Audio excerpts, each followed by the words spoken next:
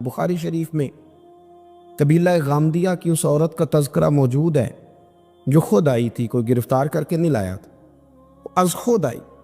احساس پیدا ہو گیا نا گناہ کا۔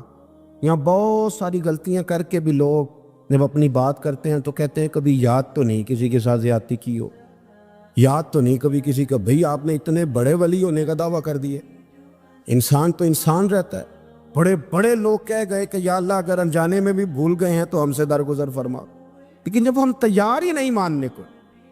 حضرت انس بن مالک کہتے ہیں وہ خاتون آئی، کوئی پکڑ کے نہیں لایا، کسی 14 دنوں کے ریمانڈ پہ نہیں اسے منوایا گیا، اسے وہ خود بخود آئی، اور کریم محبوب علیہ السلام کے سامنے جب وہ کھڑی ہوئی تو اتنے درد سے میں نے کم لوگ روتے دیکھے ہیں جس درد سے وہ روئی۔ عرض کرنے لگی حضور میں غلطی کر بیٹھی ہوں، مجھ سے زنا ہو گیا، مجھے پاک کر گئے۔ تو محبوب کریم علیہ السلام نے فرمایا تو کیسے ثابت کرے گی تو نے گناہ کیا؟ یعنی مجرم کو ثابت کرنا پڑ رہا ہے کہ میں گناہ گار۔ یہ وہ کمال ہے کہ انسانوں کو احساس ہونے لگے کہ یہاں ہم غلط ہیں۔ جب اعتراف جرم ہوتا ہے، جب بیماری کی تشخیص ہوتی ہے تو پھر اس کا علاج بھی ہو جاتا ہے۔ حضرت انس بن مالک کہتے ہیں وہ عرض کرنے لگی حضور میرے پیٹ میں ناجائز بچہ ہے۔ حضور نے فرمایا جا جب بچہ پیدا ہو تو پھر آنا۔ وہ 8 ماہ کے بعد آئی تو اس کی گود میں پھول سا بچہ تھا۔ حضور نے فرمایا واپس جا، جب روٹی کھانے لگ جائے تو پھر آنا۔ وہ 2 سال 2.25 سال دودھ پلاتی رہی، پھر جب آئی تو بچے کے ہاتھ میں روٹی کا ٹکڑا تھا۔ کریم محبوب صلی اللہ تعالیٰ علیہ وسلم سے آ کے جب اس نے بات کی تو وہ درد سے روئی، کہنے لگی یا رسول اللہ 3 سال ہونے کو ہیں، میں نے گناہ کیا ہے، میں ساری رات سو نہیں پاتی۔ حضور تڑپتی، اگر اس حال میں مر گئی تو اپنے رب کو کیا منہ دکھاؤں گا، مجھے پاک کر دے، میرے حال پہ رحم فرمائے۔ محبوب کریم صلی اللہ علیہ وسلم نے بچہ ایک صحابی کو دیا، فرمایا بچوں کی طرح پالنا، اور کہا اسے لے جاؤ، پتھر مار مار کے اسے سنسار کر دو۔ صحابہ کہتے ہیں اسے پتھر لگ رہے تھے اور حضور بے چینی کے ساتھ ٹہل رہے۔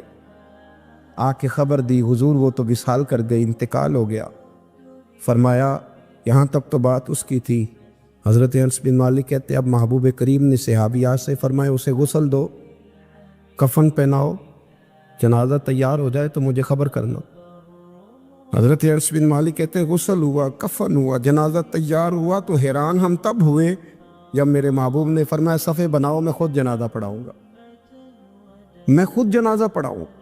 اور سرکار نے جنازہ پڑھایا تو ایک شخص کی زبان سے نکلا حضور اس ملعون کا معاذ اللہ جنازہ جس نے ناجائز بچہ جنا، اس کے لیے آپ دعا کر رہے ہیں، جنازہ پڑھا۔ حضور فرمانے لگے خاموش ہو جاؤ، تم نے گناہ دیکھا ہے، اس کا احساس نہیں دیکھا، تم نے غلطی دیکھی ہے لیکن اس کی توبہ کا انداز نہیں دیکھا۔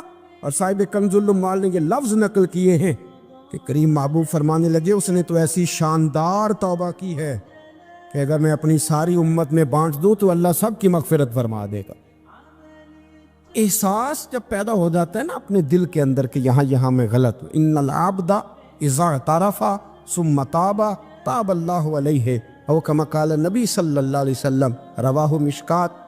حضور نے فرمایا جب کوئی بندہ کہتا ہے نا اللہ میں بھول گیا تھا، اور پھر وہ توبہ کرتا ہے تو رب اس کی توبہ کو فوراً ہی قبول فرما لیتا ہے۔ حضرت عبداللہ بن حذافہ جہاد کر رہے تھے، روم کے عیسائیوں نے گرفتار کر لیا، 1000 آدمی نے مل کے پکڑا، گرفتار نہیں ہوتے تھے صحابی، 1000 آدمی نے گھیرا ڈالا، گرفتار کر کے لے گئے۔ اور جب بادشاہ کے سامنے گئے تو وزیر کہنے لگا بادشاہ بندہ بڑے کام کا ہے، اگر ہمارے قابو آ گیا تو فائدہ دے گا، صحابی ہیں حضرت عبداللہ بن حذافہ، حضرت فاروق اعظم کا زمانہ ہے، اگر قابو آ گیا تو فائدہ دے گا۔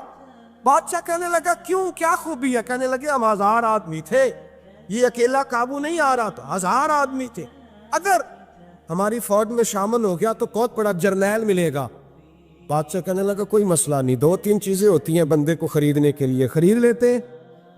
بادشاہ کہنے لگا عبداللہ جتنی دولت تجھے چاہیے میں تجھے دے دیتا ہوں، میرے لشکر میں آ جا، معاذ اللہ اسلام چھوڑ دے۔ حضرت عبداللہ بن حذافہ کیا فرماتے ہیں بڑا تو بیوقوف ہے، میں نے دولت کمانی ہوتی تو مدینے میں بیٹھ کے تجارت کرتا، میں دولت کمانے نہیں نکلا، میں تو رسول اللہ کی رضا کمانے کے لیے نکلا ہوا ہوں۔ دولت کمانی ہوتی تو کسی مارکیٹ میں ہوتا، میدان میں آنا تھا۔ شہادت ہے مطلوب مقصود مومن، نہ مال غنیمت نہ کشور کشائی۔ یہ دولت تو لونڈی ہے رسول اللہ کے دروازے کی، جو تو پیچھے پیچھے پھرتی ہے نبی پاک کے غلاموں۔ یہ کمانی ہوتی تو میں کسی مارکیٹ میں ہوتا، میدان میں تھوڑا ہوتا۔ عبداللہ بن حذافہ سے دوسری چال چلی۔ کہنے لگے میاں عہدہ جو تجھے چاہیے، میں بادشاہ ہوں، میرے نیچے جو عہدہ تو کہے گا وہ تجھے مل جائے گا۔ حضرت عبداللہ بن حذافہ کہنے لگے شاید تجھے پتہ نہیں میری تعریف کیا ہے، شاید تو جانتا نہیں میری تعریف کیا ہے۔ کہا صاحب کی کیا تعریف ہے؟ کہنے لگے میں رسول اللہ کا صحابی ہوں، اور کائنات میں سب سے بڑا عہدہ مصطفیٰ کے صحابی ہونے کا عہدہ ہے۔ صحابہ وہ صحابہ تھے جن کی ہر صبح عید ہوتی تھی، خدا کا قرب حاصل تھا، نبی کی دید ہوتی تھی۔ فرمایا میں نے حضور کے جلوے دیکھے ہوئے ہیں، مجھے عہدے کی ضرورت ہی نہیں، اور میں نے عہدہ لینا ہوتا تو میں سیاست کرتا، میں تو شہادت لینے نکلا ہوں میدان میں، عہدے کا میں نے کیا کرنا ہے؟ اب بادشاہ کہنے لگا اسے قتل کر دو۔ وزیر کہنے لگا نہیں، ایک بات اور ہے، مجھے ایک چال اور چلنے دو۔ کہا وہ کیا؟ کہنے لگے میری بیٹی بڑی خوبصورت ہے، مجھے موقع دو اپنی بیٹی کو سجا بنا کے، وہ جوان جس کی جوانی اتنی بڑی ہے کہ 1000 آدمی مقابلے میں کھڑا نہیں ہوتا، اس جوان کے کمرے میں رات کی تنہائی میں بنا سوار کے بی بی کو بھیجا۔ وہ بی بی کہتی ہے میں ساری رات بن سور کے اس صحابی کے کمرے میں بیٹھی رہی، لیکن یہ کیا شخص تھا، ساری رات ہی مصلے پہ بیٹھا رہا، ساری رات ہی، کچھ دیر تھک جاتا تو یہ کریم رسول پہ درود پڑھنا شروع کر دیتا۔ بی بی کہتی ہے سحری ہو گئی تو میں نے چھو کے دیکھا کہ انسان ہے کہ جن ہے، یہ بندہ ہے کہ فرشتہ ہے، چھو کے دیکھا۔ کہنے لگے پیچھے ہٹ جا۔ میں نے کہا میں نے تو سنا تھا تو 1000 کے مقابلے میں ہے، اور تو اتنا بے حس ہے کہ بنی صبری دلہن بیٹھی ہے، تو نے نظر نہیں کی؟ عبداللہ بن حذافہ، بی بی کہتی ہے نظر پھر نہیں اٹھائی، نظر پھر جھکی ہوئی ہے۔ کہنے لگے بی بی میں مجبور ہوں، اب میرے اوپر کوئی حسن نہیں چلتا، میں نے جلوائے بدوہا کا دیدار کیا ہوا ہے، اب میری نگاہوں میں جچتا نہیں کوئی، اس لیے کہ جیسے میرے سرکار ہے ایسا نہیں کوئی، کبھی بھی اب نہیں کسی کا میرے اوپر جادو چلتا۔ میں نے مصطفیٰ کو اور کہا ذرا پیچھے ہٹ کے بیٹھ، مجھے میرے رسول نے غیر محرم سے بچنے کا حکم دیا ہے، ذرا پیچھے ہٹ کے بیٹھ۔ سحری کا وقت تھا تو بی بی کہتی ہے اس نوجوان کے جملے میرا سینہ چیر گئے، کلیجہ پھٹ گیا، چیخ نکلی، میں کفر کے عالم میں روئی۔ میں نے کہا مجھے بتا تو صحیح، آخر یہ جذبہ کہاں سے ملتا ہے؟ آخر یہ روشنی تو میں نے دیکھی نہیں، کہاں سے آتی ہے؟ ایک میرا باپ ہے جو بنا سور کے مجھے تیرے کمرے میں چھوڑ گیا، بتلا یہ کہاں سے کیف آتے ہیں؟ عبداللہ بن حذافہ کہنے لگے اگر کیف لینا ہے تو بھی میرے مصطفیٰ کا کلمہ پڑھ جا، آجا دروازے رسول پہ جھک جا، مل جائے گا۔ سویرے دروازے پہ باپ آیا بیٹی سے رزلٹ لینے، دروازہ کھولا تو بیٹی نقاب پہنے باہر آئی۔ باپ کہنے لگا کیا بلا؟ کہنے لگی پیچھے ہٹا، تو غیر محرم ہے، کافر ہے، میں مسلمان ہوں۔ اس نے کہا کیا ہوا؟ کہنے لگی تیرے جیسے کو باپ کہوں، تیرے جیسے کو جو مجھے استعمال کر رہا تھا، میں تجھے باپ نہیں مانتی، میں اب رسول والی ہو گئی، میں حضرت فاطمہ کی کنیزہ ہو گئی، میں اب نبی کریم کی خادمہ ہوں، خبردار میرے قریب نہ آنا۔ یہ داؤ بھی ناکام ہوا۔ اب حضرت عبداللہ بن حذافہ کے سامنے موت کھڑی کی، ایک کڑا میں تیل گرم کیا، کہنے لگے تجھے اس میں جلایا جائے گا۔ حضرت عبداللہ بن حذافہ رضی اللہ تعالیٰ عنہ جب جلنے کے قریب ہوئے تو رونے لگے۔ روم کا بادشاہ کہنے لگا شاید ڈر گیا ہے، کہنے لگے اب سمجھ آئی ہے، اب تجھے پتہ چلا ہے، چلا جا۔ حضرت عبداللہ بن حذافہ کہنے لگے تو کافر ہے، تیری کافروں والی سوچ ہے، اس لیے نہیں رویا کہ موت سے ڈر گیا ہوں، میں تو اس لیے رویا ہوں کہ ایک جان ہے وہ نبی پاک پہ قربان ہو رہی ہے، کاش رب مجھے 1000 جان دیتا، میں ساری مصطفیٰ پہ قربان کر دیتا۔ ایک سنار نے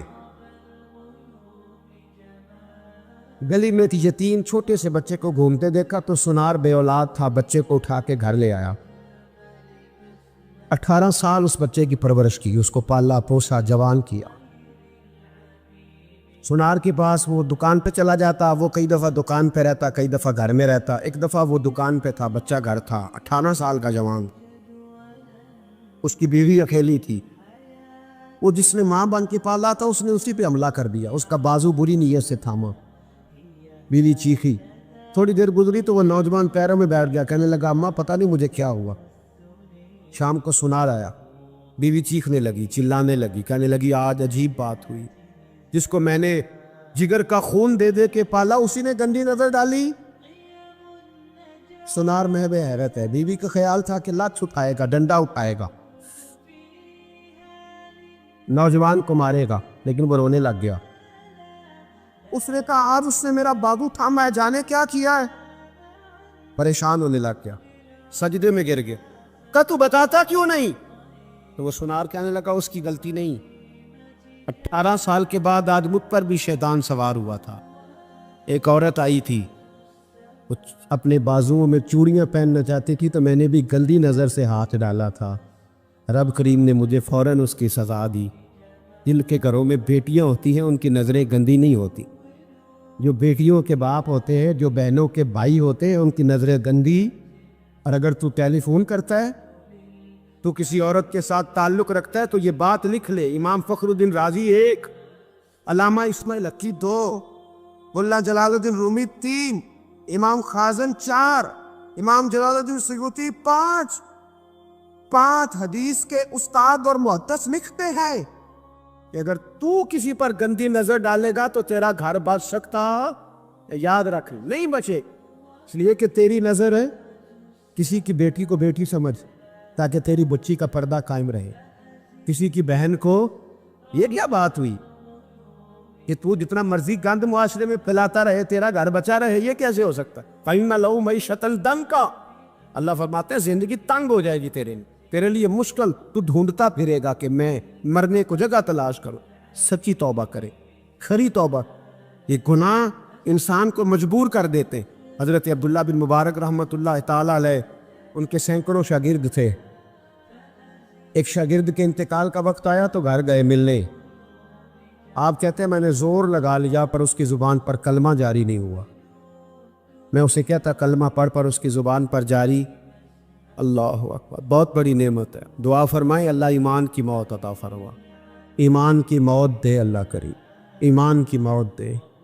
ایسے بھی لوگ دیکھیں ہیں، مسجد نبوی ہے، رسول اللہ کا شہر ہے، سر سجدے میں ہے، روح پرواز کر گئی، روح پر کتنا نصیبوں والا ہے، کتنا نصیبوں والا کہ مسجد نبی میں سر سجدے میں رکھا ہے، اور اللہ تبارک و تعالیٰ نے محبوب کے قدموں میں موت عطا فرمائی۔ تو حضرت عبداللہ بن مبارک کہتے ہیں میں نے اس کو کہا کلمہ پڑھ تو اس کی زبان پہ جاری نہیں ہوتا، میں بار بار کہتا تو وہ منت کرتا، کہتا حضور میں کوشش کرتا ہوں جاری نہیں ہوتا۔ فرماتے میں پریشان ہو کے اٹھا، ابھی میں دروازے پہ پہنچا تھا اس نے چیخ ماری اور روح پرواز کر گئی۔